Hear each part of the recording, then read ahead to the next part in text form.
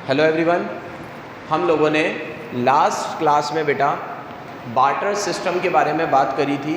आपको मैंने बताया था बेटा कि जब दुनिया में मनी नहीं था तो उस समय पे क्या चलता था, बार्टर सिस्टम। बार्टर सिस्टम में मैंने आपको बताया कि एक बंदे के पास जो उसकी एक्स्ट्रा कमोडिटी होती थी वो अपनी एक्स्ट्रा कमोडिटी दूसरे बंदे को देता था और दूसरे से उसकी एक्स्ट्रा कमोडिटी ले लेता था। इससे दोनों का काम पूरा हो जाता था। लेकिन ये बार्टर सिस्टम की कुछ बुराइयां थी, कुछ डिफ़िकल्टीज़ थी। हम लोगों ने 3 डिफ़िकल्टीज़ की बात लास्ट क्लास में कर ली थी, एक बार उसको रिवाइज़ करते हैं। कल मैंने आप लोगों को पहली डिफ़िकल्टी पढ़ाई थी लैक ऑफ डबल कोइंसिडेंस। क्या पढ़ाई थी? Lack of double coincidence. तो पहली प्रॉब्लम क्या थी? Double coincidence. डबल कोइंसिडेंस का मतलब है बेटा कि दो लोगों का एक चीज़ पर सहमति बनाना बहुत मुश्किल होता था। मैंने आपको एग्जाम्पल दिया था कि मेरे पास अगर 2 बुक है और हुसैन के पास 2 बुक है, मैं अपनी एक बुक हुसैन को देता हूँ और हुसैन से उसकी एक्स्ट्रा बुक मांगता हूँ, तो हो सकता है हुसैन मुझे देने के लिए तैयार ना हो। और हुसैन को जो बुक चाहिए वो बुक उसे प्रथम के पास मिलेगी, लेकिन प्रथम को जो बुक देनी है हुसैन वो लेने को तैयार नहीं है, या हुसैन जो बुक दे रहा है प्रथम वो लेने को तैयार नहीं है। 2 लोगों में सहमति नहीं बन पा रही, इसे कहते हैं lack of double coincidence. Double coincidence. दूसरी प्रॉब्लम बताई थी डिविजिबिलिटी। ये और बेहतरीन कि कैसे करके आप लोग ऐसे गुड्स को तो फिर भी ट्रांसफ़र कर सकते हो जो डिविजिबल नहीं है, लेकिन ऐसे गुड्स जो डिविजिबल नेचर की होते हैं, इसमें एक चीज़ होती है कि एक गुड्स अगर डिविजिबल नेचर का है और दूसरा डिविजिबल नेचर का नहीं है तो it will also create a problem. Suppose करो मुझे तुम्हें गेहूँ देना है और तुमसे मुझे घोड़ा लेना है, तो गेहूँ को तो मैं टुकड़ों में दे दूंगा 1-1 किलो 2-2 किलो करके, लेकिन जो घोड़ा है उसे मैं कैसे डिवाइड करूँगा? पहले पाँव दूँ, फिर हाथ दूँ, फिर पूँछ दूँ, इट्स नॉट पॉसिबल। तो वो डिविजिबिलिटी की भी प्रॉब्लम है।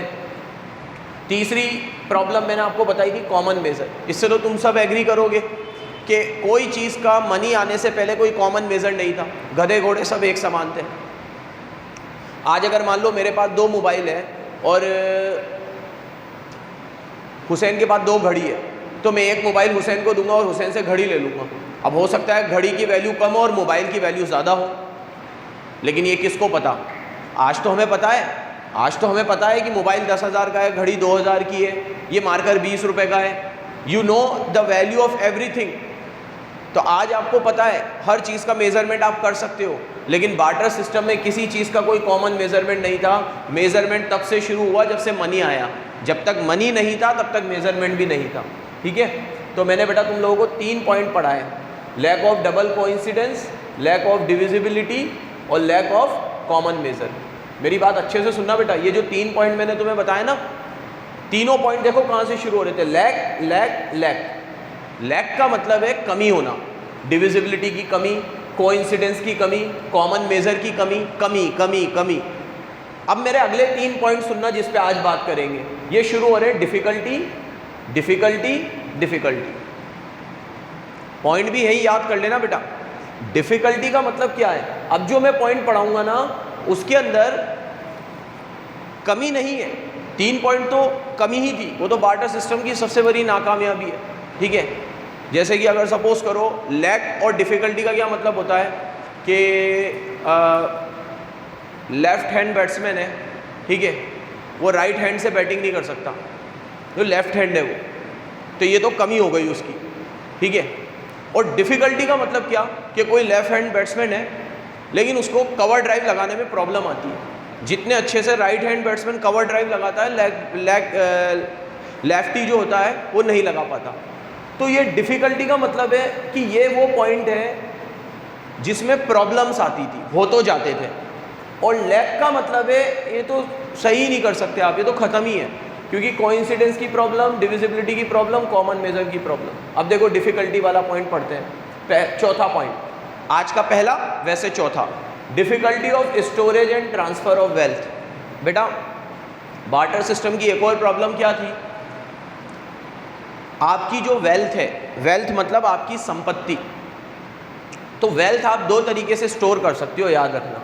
वेल्थ को स्टोर करने के जो होते हैं वो 2 तरीके होते हैं। अगर मुझे वेल्थ को स्टोर करना हो ना, ये वेल्थ को, तो मैं 2 तरीके से स्टोर कर सकता हूँ। एक तो मैं इसे स्टोर करूँ गुड्स के फॉर्म में, और एक मैं इसे स्टोर करूँ कैश के फॉर्म में। तो मेरी जो वेल्थ है वो दो तरीके से स्टोर हो सकती है, in form of goods, in form of cash. आप किस फॉर्म में होल्ड करना पसंद करोगे? कैश में। क्यों सर? गुड्स में अगर आप होल्ड करोगे तो उसमें कुछ प्रॉब्लम्स है। पहली प्रॉब्लम, अगर आप गुड्स को होल्ड करोगे तो इट विल टेक स्पेस, वो कुछ ज़्यादा स्पेस लेगा।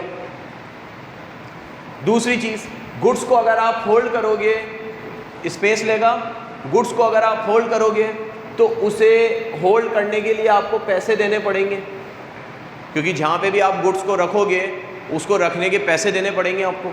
जैसे सपोज करो आपके यहाँ गेहूँ है, 100 किलो गेहूँ है, तो 100 किलो गेहूँ आपको गोडाउन में रखना पड़ेगा, तो गोडाउन का किराया देना पड़ेगा आपको, तो कॉस्ट लगेगी, स्पेस लगेगी।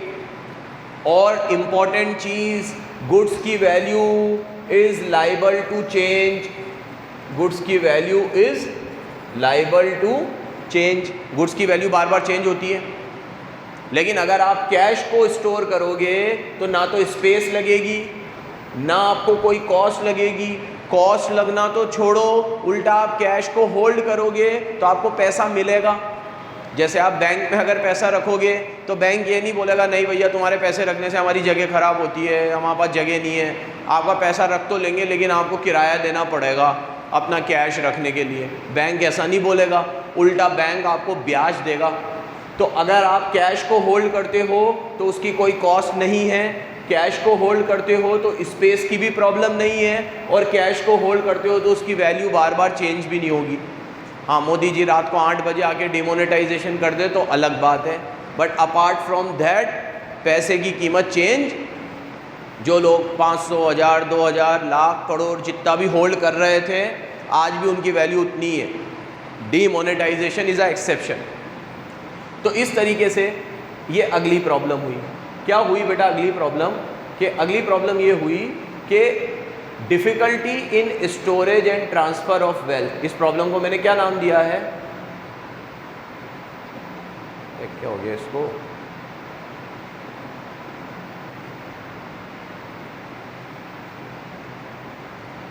इस प्रॉब्लम को मैंने नाम दिया है difficulty of storage and transfer of wealth. मतलब स्टोर करने और ट्रांसफ़र करने में प्रॉब्लम आती है वेल्थ को।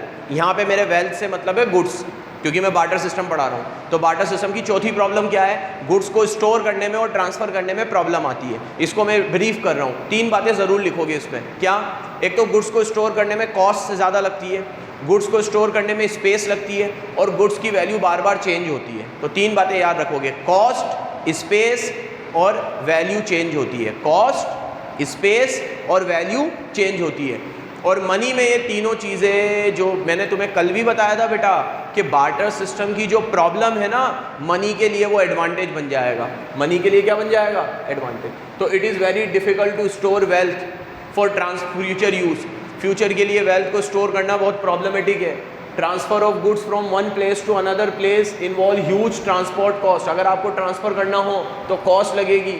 बार्टर सिस्टम में ये एक मेजर प्रॉब्लम है। इमूवेबल प्रॉपर्टी को ट्रांसफ़र करना तो और मुश्किल है। लैंड कैसे ट्रांसफ़र करोगे? बिल्डिंग को कैसे ट्रांसफ़र करोगे? अब लैंड उठा के कैसे दूंगा तुम्हें? आज कितना आसान है, मेरी लैंड लेनी है, लाओ 5 लाख रुपए दो, लाओ 10 लाख दो, लाओ 10 करोड़ दो, जितने की ज़मीन है उतने की कीमत दे दो, हो गया एक्सचेंज। ये ज़मीन तुम्हारी। पहले ज़मीन को उठा के कैसे दूंगा? और ज़मीन को उठा के नहीं दे सकता तो ज़मीन के बदले में ज़मीन लेनी पड़ेगी, और ज़मीन के बदले में ज़मीन ढूंढूंगा। फिर वही वाली प्रॉब्लम आ जाएगी जो कल पढ़ाई थी। कौन सी वाली प्रॉब्लम पढ़ाई थी कल? कल ये वाली प्रॉब्लम पढ़ाई थी, डबल कोइंसिडेंस। मेरा प्लॉट विज्ञान नगर में और तुम्हारा प्लॉट चंगठा में, तो विज्ञान नगर वाले प्लॉट को चंगठा वाले प्लॉट से थोड़ी लूँगा मैं। फिर वो वाली प्रॉब्लम आ जाएगी डबल कोइंसिडेंस की। तो साला एक प्रॉब्लम सॉल्व नहीं होती, फिर दूसरी आ जाएगी। तो यहाँ रखना, गुड्स को स्टोर करना और ट्रांसफ़र करना बहुत मुश्किल है, मनी को स्टोर करना और ट्रांसफ़र करना बहुत आसान है। तो अगली प्रॉब्लम क्या है? Storage and transfer of wealth. 5वीं problem, difficulty in deferred payment. बेटा यहाँ जो डेफर्ड वर्ड लिखा हुआ है ना, डेफर्ड का मतलब होता है टुकड़ों में पेमेंट करना। डेफर्ड का मतलब क्या होता है? टुकड़ों में पेमेंट करना, इंस्टॉलमेंट में। आज की तारीख में आप बैंक से लोन लेते हो और लोन की पेमेंट आप कैसे करते हो? इंस्टॉलमेंट में। एक लोन लिया आपने, टुकड़ों में पे कर दिया, लोन लिया, टुकड़ों में पे कर दिया। अगर आप गुड्स को इंस्टॉलमेंट में पे कर रहे हो तो एक प्रॉब्लम आएगी कि गुड्स की वैल्यू बार बार चेंज होती है। जैसे आज अगर मान लो मैंने आपको कहा कि मैं आपको 100 किलो गेहूँ दे दूंगा 10-10 किलो करके, तो इस महीने में मैंने आपको 10 किलो गेहूँ दे दिए। अब इस महीने गेहूँ का रेट चल रहा था 20 रुपये, अगले महीने मैंने आपको गेहूँ दिया और अब गेहूँ का रेट हो गया 20 से 22। तो पहले हालांकि रेट तो पता ही नहीं चलती थी क्योंकि बार्टर सिस्टम था, लेकिन फिर भी वैल्यू ऊपर नीचे तो होती थी। ये तो पता चलता था कि इस महीने खेती अच्छी हुई है तो अनाज अच्छा है, अगले महीने खेती खराब हुई तो अनाज खराब हो गया या फिर कम आया। तो वैल्यू बार बार चेंज होती है। तो गुड्स का डेफर्ड पेमेंट नहीं कर सकते आप। डेफर्ड मतलब टुकड़ों में पेमेंट करना। कुछ बच्चे इस वाले पॉइंट को डिविजिबिलिटी वाले पॉइंट से लिंक करेंगे कि सर आपने डिविजिबिलिटी में भी तो पढ़ाया था। क्योंकि आप मेरे सामने नहीं हो, मेरे सामने होते तो ये डाउट पूछ ही लेते, तो मैं खुद ही ये डाउट कवर कर देता हूँ। डिविजिबिलिटी में मैंने ये पढ़ाया था कि आप अपना गुड्स जो दे रहे हो और सामने वाले से जो गुड्स ले रहे हो, आपका डिविजिबल है और उसका डिविजिबल नहीं है तो प्रॉब्लम आएगी। क्योंकि आप तो टुकड़ों में दे रहे हो और वो टुकड़ों में नहीं दे सकता क्योंकि उसका गुड्स डिविजिबल नहीं है। यहाँ मैं ये नहीं पढ़ा रहा, यहाँ पे मैं पढ़ा रहा हूँ कि मान लो उसका भी डिविजिबल है, आपका भी डिविजिबल है। मान लो तुम दो, मैं गेहूँ दे रहा हूँ, तुम चावल दे रहे हो। मैं गेहूँ दे रहा हूँ 10-10 किलो, तुम चावल दे रहे हो 10-10 किलो। यहाँ पे मेरा पॉइंट ये है कि जो 10 किलो मैंने इस महीने दिया, अगले महीने जो 10 किलो दूंगा क्या उसकी वैल्यू सेम होगी? ये पढ़ा रहा हूँ मैं कि इस महीने जो 10 किलो गेहूँ दूंगा, अगले महीने जो 10 किलो दूंगा उसमें परिवर्तन आएगा, चेंज आएगा। तो आप पैसों में तो डेफर्ड पेमेंट करते हो। आज आप मुझे फीस टुकड़ों में दोगे। अगर मैंने आपको कहा सपोज करो 28,000 फीस है, तो आप मुझे 8,000 दोगे, फिर 8,000 दोगे, फिर 8,000 दोगे, फिर रिमेनिंग दोगे। मैं ले लूँगा क्योंकि मनी की वैल्यू चेंज थोड़ी होगी, कोई दिक्कत थोड़ी है इस महीने दो या अगले महीने दो, वैल्यू चेंज नहीं होगी। लेकिन अगर मैं आपको गुड्स देने को बोलूँ, इस महीने 10 किलो ले लो, अगले महीने 10 किलो दे दो, तो हो सकता है इस महीने जो 10 किलो दिया है और अगले महीने जो 10 किलो दूंगा उसकी क्वालिटी में, ग्रेड में, पैकेजिंग में, लेबलिंग में कहीं ना कहीं तो फ़र्क आ ही जाएगा। डैम शोरूम में जो गुड्स मैंने तुम्हें आज दिया है वो गुड्स ऐसा कि ऐसा अगले महीने नहीं दे सकता मैं तुम्हें, फ़र्क आएगा। तो डेफर्ड पेमेंट की problem, there is no stability in price of goods and quality of different unit does not remain same. आ गई बात, क्वालिटी सेम नहीं है, प्राइस सेम नहीं है। With the passage of time, समय के साथ कई बार पार्टीज़ में डिसअरेंजमेंट भी हो जाता है। इस महीने तो ले लिया मैंने, अगले महीने, अब जैसे इस महीने तुमने मुझे चावल दिया, अगले महीने जब मैंने तुमने मुझे चावल दिया तो मैंने मना कर दिया। मैंने कहा पिछले महीने वाला चावल ख़राब आया था, जब पहले ही ख़राब आया था तो अगला वाला क्यों लूँ? तो देर मे बी सम डिसएग्रीमेंट। पैसों में ऐसे नहीं बोल सकते, पिछली बार तो कड़क नोट दी थी यार, इस बार तो बहुत सड़ी नोट है, मैं तो नहीं ले रहा। भाई कड़क दूँ या कैसी भी नोट दूँ, नोट की वैल्यू सेम रहेगी, गांधी जी होने चाहिए बस उस पर। एक वैल्यू अगर नोट पे 2000 लिखा हुआ है तो उसके 2000 रुपये मिलेंगे आपको, कोई दिक्कत नहीं है। लेकिन गुड्स में ऐसा नहीं है। गुड्स में कई बार क्या आ जाता है, डिसएग्रीमेंट हो जाता है, डिसएग्रीमेंट, याद रखना। तो डेफर्ड पेमेंट की प्रॉब्लम। और last but not least, difficulty in exchange of service. बेटा आप गुड्स को तो फिर भी एक्सचेंज कर लेते होंगे जैसे तैसे, सर्विस को कैसे एक्सचेंज करोगे? The exchange of services is far more difficult than exchange of goods। ठीक है, ये जैसे सपोज करो मैं टीचर हूँ, मैंने कशिश को पढ़ा दिया।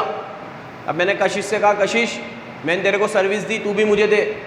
कशिश ने कहा सर मेरे पापा डॉक्टर है, आप जब भी बीमार हो आ जाना। तो मतलब उसकी सर्विस लेने के लिए पहले मैं बीमार पड़ूँ, कोरोना करवाऊँ अपने आप को, एक्सीडेंट करवाऊँ खुद का, और फिर तुम्हारी सर्विस लेने आऊँ? कैसे करोगे भाई? टीचर की और डॉक्टर की सर्विस को कैसे एक्सचेंज करोगे? दूसरी कोई सर्विस ले लो। ठीक है, मैंने लक्षिता को पढ़ाया, लक्षिता से बोला लक्षिता मैंने तेरे को पढ़ाया, तू भी मुझे कुछ दे सर्विस। इसने कहा सर मेरे पापा इंजीनियर है, जब भी घर बनाओ आ जाना मेरे पास। तो पहले घर बनाऊँ, और कोई सर्विस ले लो। ठीक है, मैं टीचर हूँ, मैंने तुम्हें पढ़ाया, ठीक है, और मैंने प्रथम को पढ़ाया। प्रथम ने कहा सर मेरी बहन है आर्ची, वो सीए है, आप उससे सर्विस ले लो, वो आपके इनकम टैक्स से रिटर्न भर देगी, जीएसटी के रिटर्न भर देगी। मैंने कहा मेरे पे इनकम टैक्स लगता ही नहीं है, मेरे पे जीएसटी लगता ही नहीं है, तो अब कैसे लूँ तुम्हारी सर्विस? तो सर्विसेज को एक्सचेंज करना तो और मुश्किल है। गुड्स को तो फिर भी एक्सचेंज कर देते होंगे जैसे तैसे, सर्विसेज को तो बहुत ही मुश्किल है।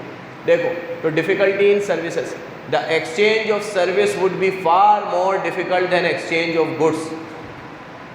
यही बोला मैंने अभी, it is very difficult to measure services. We can't exchange the service of doctor with the service of a teacher और एन इंजीनियर। आप एक डॉक्टर की सर्विस को टीचर की सर्विस से, टीचर की सर्विस को इंजीनियर की सर्विस से एक्सचेंज नहीं कर सकते। इट्स फार मोर डिफ़िकल्ट, बहुत ज़्यादा डिफ़िकल्ट है। So this is the problems of barter system. 6 problems हम लोगों ने पढ़ी बहुत अच्छे से, एक बार सारी वापस से रिकॉल करेंगे।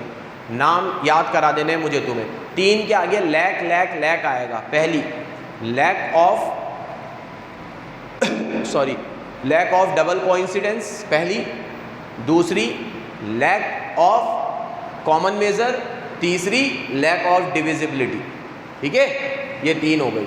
Lack lack lack, lack of double coincidence, lack of divisibility, lack of common measure. 2 लोगों का एक बात पे सहमत होना मुश्किल है। अगर गुड्स डिविजिबल नेचर का है और डिविजिबल नेचर का नहीं है तो उसमें भी एक्सचेंज में प्रॉब्लम हो सकती है। और कॉमन मेजर, गधे घोड़े सब एक समान, बार्टर सिस्टम में गधे की और घोड़े की वैल्यू सेम है। मेरा गधा ले लो, तुम मुझे घोड़ा दे दो। ठीक है, कॉमन मेजर। और आज 3 पढ़ाई स्टोरेज की, difficulty of storage, difficulty of deferred payment, difficulty of services. Difficulty of storage, difficulty in deferred payment and difficulty in exchange of services. ठीक है, ये तीनों में क्या बताया मैंने तुम्हें कि वेल्थ को डिफ़िकल्ट है स्टोर करना और ट्रांसफ़र करना। आप गुड्स को स्टोर करने में प्रॉब्लम झेलोगे, गुड्स को स्टोर करने में स्पेस ज़्यादा लगेगी, गुड्स को स्टोर करने में कॉस्ट लगेगी, गुड्स को एक जगह से दूसरी जगह ट्रांसफ़र करने में प्रॉब्लम आती है। ये सारी प्रॉब्लम मनी के साथ नहीं है, ये प्रॉब्लम है। और अगली डिफ़िकल्टी है डेफर्ड पेमेंट। आप मनी को तो डेफर्ड पेमेंट कर सकते हो, आप मुझे 1 लाख रुपए दोगे, 10-10 हज़ार करके दे सकते हो। 10,000 10,000 10,000 ब्याज लगेगा, लेकिन पैसे दे तो सकते हो ना टुकड़ों में। लेकिन गुड्स को अगर आप टुकड़ों में दोगे तो उसकी वैल्यू में चेंज आ जाएगा। और एक्सचेंज ऑफ सर्विसेज, गुड्स को तो फिर भी एक्सचेंज कर लोगे, सर्विस को कैसे करोगे? How can you exchange a service of a teacher with a service of a doctor? अगर मैंने आपको सर्विस दे दी और आपके पापा डॉक्टर है तो आपसे सर्विस लेने के लिए क्या पहले मैं बीमार पड़ूं, कोविड करवाऊं, खुद को एक्सीडेंट करवाऊं? नहीं। तो फिर कैसे लूँ आपकी सर्विस में? आप तो डॉक्टर हो। सर गुड्स ले लो ना। हाँ, तो गुड्स में प्रॉब्लम थोड़ी है, सर्विस से सर्विस को कराने में प्रॉब्लम है। गुड्स ले लूँगा मैं आपसे, जैसे आपकी दुकान है किराने की, तो आपसे मैं राशन ले लूँगा मेरे घर का, फिर तो चल जाएगा। ठीक है, अभी पिछले साल ऐसा हुआ कि किसी बच्चे से फ़ीस लेनी थी, उसकी फ़ीस ड्यू चल रही थी।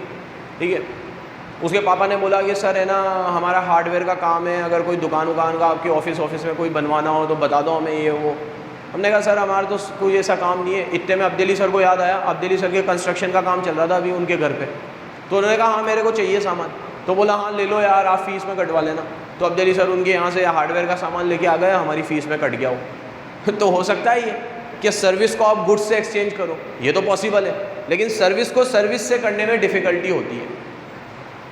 ये तो हम लोगों ने बात करी बेटा प्यार और आदर के साथ बार्टर सिस्टम। ठीक है, आई होप आपको लर्न हो गया होगा, हो ही गया होगा। ठीक है, अगर आपको वीडियो अच्छी लगे, समझ में आए तो प्लीज़ लाइक कमेंट सब्सक्राइब वगैरह कर दिया करो यार। यूट्यूब पे बेकार वीडियो को तो लाइक कर देते हो। ठीक है, और यहाँ इतनी मेहनत कर रहे हैं तुम्हारे लिए रमज़ान में। चलो, ये तो सारी हम लोगों ने बार्टर सिस्टम की प्रॉब्लम पढ़ी। अब बेटा यहाँ से बाहुबली 1 के बाद शुरुआत होगी बाहुबली 2 की। बार्टर सिस्टम के बाद आया मनी, लेकिन मनी ऐसे नहीं आया। आपको क्या लगता है, जब मनी आया तो एकदम से सब लोगों को ऐसा लगा कि ऐसे 1000 का नोट छापते हैं, 500 का नोट छापते हैं, 10 रुपये का नोट, 1 रुपये का सिक्का, किसी के दिमाग में डायरेक्ट कैसे आया होगा ये? तो बेटा मनी का इवोल्यूशन भी बड़ा ज़बरदस्त है। मनी डायरेक्ट किसी के दिमाग में नहीं आई, मनी का इवोल्यूशन बहुत ही ज़बरदस्त है। ठीक है, यहाँ मैं पढ़ाता हूँ तुम्हें मनी का इवोल्यूशन, इस पैरा में मैंने दे रखा है। बार्टर सिस्टम के बाद जब मनी आया तो यू वॉन्ट बिलीव कि अलग अलग देशों ने अलग अलग चीज़ों को मनी मान लिया। मतलब पेपर करेंसी तो बहुत टाइम के बाद आई, पेपर करेंसी तो बहुत टाइम के बाद आई, अलग अलग देशों ने अलग अलग चीज़ों को मनी मान लिया। आप बिलीव ही नहीं करोगे किस किस चीज़ों को मनी मान लिया। जिस कंट्री में जो ज़्यादा होता था वो उसे मनी मान लेते थे। जैसे मेरे पास मेरी कंट्री में ये मार्कर है, बहुत सारे मार्कर की खेती होती है हमारे यहाँ, तो मैं इस मार्कर को मनी मान लूँगा। मतलब अगर मैं आपकी दुकान पे मोबाइल लेने आया तो आप मुझे बोलोगे, मैंने कहा मोबाइल कितने का है भाई साहब, तो आप बोलोगे 10 मार्कर का, तो मैं 10 मार्कर दूंगा, मोबाइल ले लूँगा। मैं पानी पूरी खाने गया, मैंने कहा भाई साहब पानी पूरी, बोला 1 मार्कर की 10 पानी पूरी आएगी, 1 मार्कर दूंगा 10 पानी पूरी दे देगा। तो मतलब उन्होंने मार्कर को मनी माना। ये तो ऐसे ही समझाया आपको मैंने। अब जिस जिस देश ने जिस जिस चीज़ों को मनी माना, आप हंस हंस के पागल हो जाओगे कि किस किस देश ने किस किस चीज़ को मनी माना। अफ्रीका में अफ्रीका ने हद कर दी, अफ्रीका ने पिग को मनी माना, पिग PIG, क्योंकि वहाँ पिग बहुत थे। तो अफ्रीका में आप कोई भी चीज़ लेने जाओ, कपड़ा लेने जाओ, मैं बोला कपड़ा कितने का है, बोला 4 पिग, तो मैं उसकी दुकान पे 4 पिग छोड़ दूंगा और कपड़ा लेके आ जाऊंगा। तो उन्होंने पिग को मनी माना। अमेरिका ने टोबैको को मनी माना, क्योंकि वहाँ पे ये टोबैको की खेती होती थी, आज भी होती है, अफीम वफीम भी बहुत उगता है वहाँ पे, तो इसकी खेती होती थी, तो उन्होंने टोबैको को मनी माना। इंडिया शुरू से राजा रहे हैं अपन ने मनी माना सोने को, गोल्ड को, सिल्वर को, सोने के सिक्के, ये चाहिए 2 सोने के सिक्के दो, ये चाहिए 4 सोने के सिक्के। अपन ने गोल्ड को मनी माना, सिल्वर को मनी माना, राणा जी अपन, ठीक है। After seeing these difficulties money is invented in modern times. In ancient times different countries use different commodity as money. अलग अलग चीज़ों को मनी माना हमने। लाइक इन रोम में सॉल्ट को मनी माना, अमेरिका ने टोबैको को मनी माना, और ये देखो इन्होंने तो हद ही कर दी, अफ्रीका ने किसको माना, पिग को। अंडरलाइन कर लेना, 1 करोड़ की लाइनें। अफ्रीका ने किसको मनी माना, सुअरों को। Afterward most of the country found metallic coin, फिर सबको मेटेलिक कॉइन मिले, जैसे गोल्ड, सिल्वर, फिर पेपर करेंसी आई, फिर कॉइन करेंसी आई। तो ये से मनी का जन्म हुआ। हमें तो कितना आसान लगता है आज, 2000 की नोट, 1000 की नोट, 500 की नोट। सोचने वाले ने तो कितना दिमाग लगाया होगा। पेपर करेंसी तक आते आते भी हमें 100 साल लग गए। पहले तो हमने बार्टर सिस्टम में 100 साल निकाल दिए, फिर हमने ये बाउले जैसी चीज़ों को मनी माना, इसमें हमने 100 साल और निकाल दिए, और फिर जाकर कहीं से इन्वेंशन हुआ पेपर करेंसी का। अब आपके लिए एक होमवर्क है, नेट पे सर्च करना कि कौन सी कंट्री ऐसी थी जो पहले पेपर करेंसी लेकर आई। होमवर्क है आपका, और ग्रुप पे पोस्ट करना, ठीक है। इससे मुझे पता भी चल जाएगा वीडियो पूरी देखी है कि नहीं देखी है, ठीक है। ग्रुप पे पोस्ट करना, पेपर करेंसी कौन लेकर आया सबसे पहले, पेपर करेंसी, कौन सा देश ऐसा था जो पेपर करेंसी लेकर आया, ठीक है। अब फिर यहाँ से मनी शुरू होता है, ये अगली वीडियो में कवर करते हैं अपन, ठीक है। धन्यवाद।